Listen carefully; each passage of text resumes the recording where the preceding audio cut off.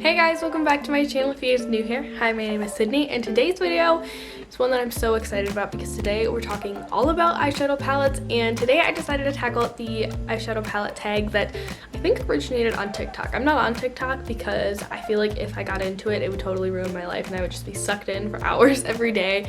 So I'm proactively not downloading it so I don't ruin my life. But anyways, I think this tag originated on TikTok, but recently Alec Lines and Samantha March did a collaboration and they did it on their YouTube channels, and I thought it was such a great idea. Since then I have seen some other creators do it, so I'll be sure to link their videos down below as well. But I'm like, you know what? I love eyeshadow. Let's do this video. Let's do this tag. So today I thought it would be fun to tackle it with you guys. So I'm not going to blabber on any further. Let's hop into it.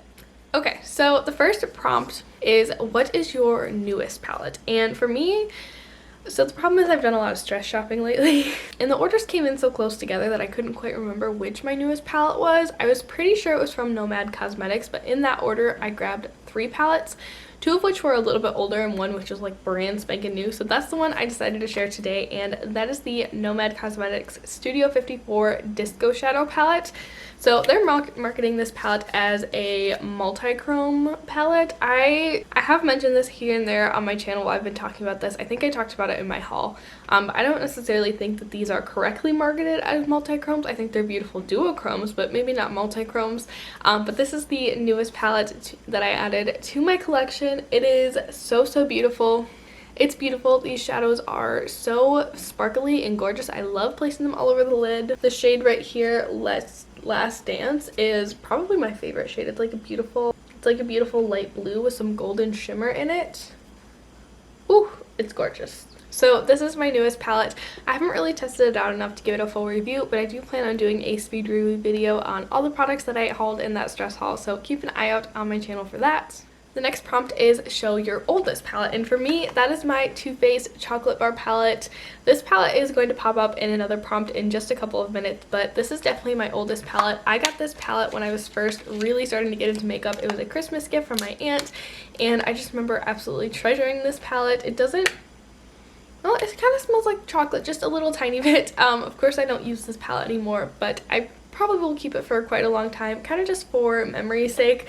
I have a lot of good memories attached to this palette, so that is my oldest palette. I wonder if this is a lot of your oldest palettes too, because I know at that time this was like the palette on YouTube. So let me know down below if this was your first palette or your oldest palette that you have in your collection still. Next prompt is show your most expensive palette. Now, I just want it to be known that I didn't pay full price for this palette. I got it on sale, and that is the Huda Beauty Mercury Retrograde palette. I have been falling in love with this palette over and over again since it launched. I forgot when it launched. I think it launched maybe last spring. I just think it's the most gorgeous palette. It has the most beautiful collection of neutrals with some pops of color. No, it's not revolutionary. No, I probably didn't like need it, but I did buy it. It was on sale and I don't really regret it. I recently used this in a quarantine date night get ready with me, so I can link that down below if you guys want to see this palette in action. But this one is definitely my most expensive palette. It did just barely beat out my one and only Natasha Denona palette, but we'll chat about that palette in just a minute. My most affordable palette actually really shocked me. I knew that I had several affordable palettes in my collection. They were all incredibly close in price range, but the most affordable palette that I have in my collection is the Makeup Revolution Velvet Rose palette. So this is one of their reloaded palettes, which are basically just dupes of the Anastasia Beverly Hills palettes. I bought this because it was a Soft Glam dupe. I loved the color story of Soft Glam, but I couldn't justify spending $42 on another neutral palette when I know I didn't really need it, so instead I spent $7. I know everyone and their mother has been talking about the e.l.f. Little quads for this category, but I don't have any of those yet. I think I finally talked myself out of buying them because I think I kind of talked myself into buying them to begin with. But this is the least expensive palette I have in my collection. Makeup Revolution's shadows are kind of meh for me. They're not my favorite. They're not my least favorite. The mattes I think I prefer a lot more than the shimmers. I feel like I remember the shimmers being kind of hard pressed and they just don't glide across the lid as easily as I want them to, although that one did feel really nice. We'll have to try them on again. But I feel like the mattes are pretty pigmented and I remember them blending out really nicely on the lid. The next prompt is your everyday palette. So this one was hard for me, especially because my everyday palette right now has been whatever I please. Ever since I've been stuck home in quarantine, I've been reaching for something new almost every single day, doing things a little Doing some more creative looks. I haven't done a whole lot of neutral looks, although I feel like today is slightly neutral, more neutral than I have been lately. But I was thinking back to like when I was going to school and going to work every day and which palette I was kind of gravitating towards, and that is my ColourPop Give It To Me Straight palette. I love this palette, you guys. I feel like it's super basic, but in like the best way. I adore this shade right here and downright for kind of just fluffing it into my crease, or even just all over the lid and up into the crease for an easy one and done matte look. I love all the different variations of copper in here. I think those are really, really beautiful, really easy all over the lid and run out the door shades. This palette offers 2 other really great mid-tone mattes, 2 deeper browns to kind of deepen things up if I need to, and then the shade Frank is great for blending on the edge of the look if I feel like I go up a little bit too high or things just get a little bit out of hand. And then I do love these 2 pops of Berry because I feel like Berry is the shadow that I feel the most comfortable like throwing into a look if like I'm running out the door, but if I want something a little bit extra colorful. I mean, these shades are not crazy by any means, but I do like that they add a little bit of extra something to a look. So this is the one that I selected for my everyday palette. Next category is my most colorful palette, and for that one I had to choose my Blush Tribe Blossom palette. Blush Tribe is no longer in existence anymore, which makes me sad because I've really enjoyed this palette over the years, but this is my one and only true rainbow palette. I mean, I have some pastel rainbow palettes now, but this truly has the full gamut of the rainbow, so I'm like, I feel like I have to choose this one for the most colorful palette. I feel like I have other palettes that I would consider to be colorful that have some more curated color stories, but if we're talking strictly like rainbow colorful, this one takes the cake. The next prompt is, what is your smallest palette? And my smallest palette is this little itty bitty palette from Smashbox and Vlada. Again, I know everyone and their brother is talking about the e.l.f. palettes for this category, but I don't have those, so this is my teeny tiniest palette. Look at how cute these little shadow pins are. I think they're the perfect size. This is another really great everyday palette. It's just itty bitty and really nice for travel.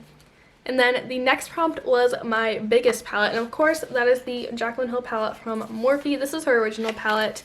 I've been going back and forth for so long on whether I'm going to pick up her Volume 2 palette with Morphe, and I think I've just decided not to. I think I'm kind of done supporting Morphe as a brand as a whole. But I'm just honestly not that impressed with the quality of their products, and they've done some shady things business-wise, so I think this is going to be the last of my Morphe love. But this is definitely my largest palette. I used to really love big palettes because I was like, oh, I have so many options, I can play with so many different tones, but I feel like as my collection has grown and I've gotten more options in other palettes, I don't really feel the need to purchase palettes this large anymore. In fact, I find them kind of cumbersome, just because of their size, and they can be a little bit overwhelming because there are so many shadow options. Okay, next prompt is palette with the best memory, and I actually have 2 palettes because in my mind these 2 are very much intertwined for the time of my life and the memories that are attached to them, and that is the Lorac Unzipped palette. This is just the Unzipped palette, right? Yeah, they have an Unzipped Gold palette too, so I was confused for a second. But the Unzipped palette and the Too Faced Chocolate Bar palette. So these were my very first 2 like high-end eyeshadow palettes. I think I had a palette from NYX and maybe a palette from e.l.f. before I had these ones.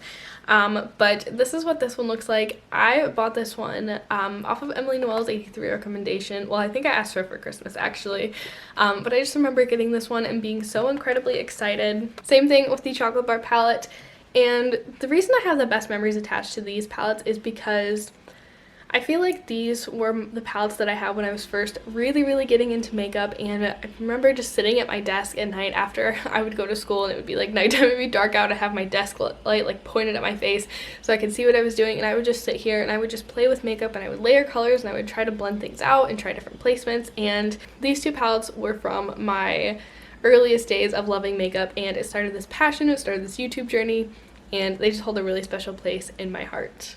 Okay, you guys, the next prompt is worth the hype. So I have 2 palettes that I want to chat about for this one. I was thinking, and I was like, well, do they mean like worth the hype like over time, or like new palettes that are worth the hype right now? So I actually chose both. So let's start out with the older palette, and that is ColourPop Dream Street. I actually used this palette on my eyes today. I created this look in my Terra Moon's Pastel Chameleons first impression video, so I can link that down below if you guys are interested in that. But this was my very first pressed eyeshadow palette from ColourPop. This was my first experience with their pressed eyeshadows. I love this palette so much. I raved about it for years and years. I think it was my favorite palette for several years. And I feel like it has truly stood the test of time. I even hear people talking about it today still, even though it's no longer available, which makes me so very sad. But this is just one that I think is totally worth the hype. It was hyped up then, and I got it, and I was definitely impressed and continue to be impressed to this day. And then I'm like, you know what, let's throw in a newer pick too. And for that one, I chose the Jackie Aina Anastasia Beverly Hills palette. When this palette came out, I was like, you're pretty, but I don't need you. And then I saw more looks coming out and more reviews, and everyone was like, this palette is the bomb. And then I was still like, I don't need you. And then something happened in like December, January, and I started thinking about this palette again. I started seeing more looks with it, and I was like, oh my god, I love this palette. So I was kind of slyly on the hunt for it, and lo and behold, it was actually on sale at Macy's, like I think 3 or 4 days after I went to my Instagram story and said, hey guys, I'm in love with this palette. Do you guys know if it's still available anywhere? And it went on sale for half off, and I think I had like another 15% off on top of that or something like this. So I scored this for a mega deal, and I've truly been enjoying it ever since. I think it is so diverse, so well curated, and something that's meant for deeper skin tones, I feel like even still works so well on my very fair skin tone. So I'm so happy that I added this one to my collection. I think the Anastasia Beverly Hills formula is just a dream to work with, and this one definitely didn't let me down. Alright you guys, this next one is probably going to shock your socks off. It's the palette that's not worth the hype. And I feel like I hesitate to say this because sometimes I'm like, well, maybe you just haven't given it enough tries. But I feel like for the price point that this brand sells their products at, it's just not worth it for me, you guys.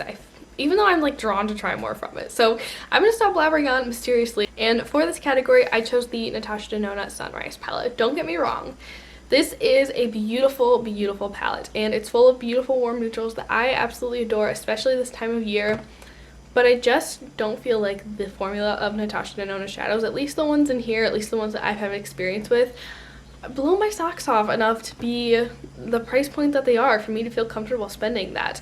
I think it's a beautiful palette, there's absolutely no denying that, but I feel like as I get more into the world of indie makeup and just test and try out other brands and other formulas, I'm just kind of like, I mean, it's good, but it's not knocking my socks off, you know? So for that reason, I just don't think that this palette is really worth the hype. It's beautiful, and I think if you're trying to get that Natasha Denona bug out of your system, this might be a good palette to do it with, or like the mini palettes, but I don't think it's worth the hype, you guys. And then the final category for this tag is your most used palette, and I had to think about this one really long and hard because I have a lot of eyeshadow palettes in my collection. I've had some palettes in my collection for years and years. I thought about talking about the Too Faced Chocolate Bar palette. I thought about talking about Give It To Me Straight. I thought about talking about Dream Street. But ultimately, I decided that the e.l.f. Mad for Matte 2 palette was my most used palette.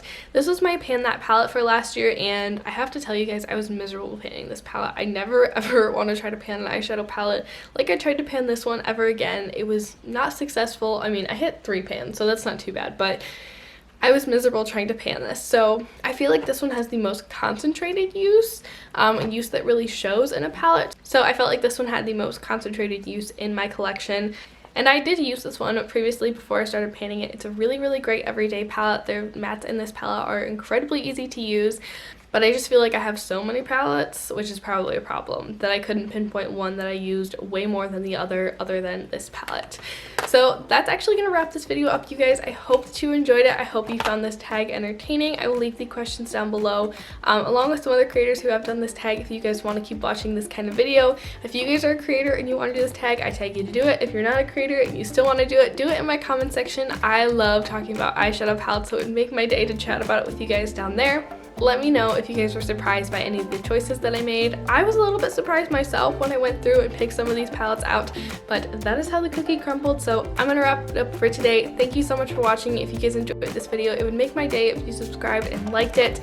And if you spent some time hanging out on my channel, if you guys didn't know, I'm actually trying to hit my 4,000 watch hours goal to become monetized on YouTube. I recently hit 1,000 subscribers, and that's just the next step that I have to take to become monetized. So I would so deeply appreciate it if you guys spent some time on my channel today. But that's gonna wrap it up for today. I'll see you in my next one. Bye!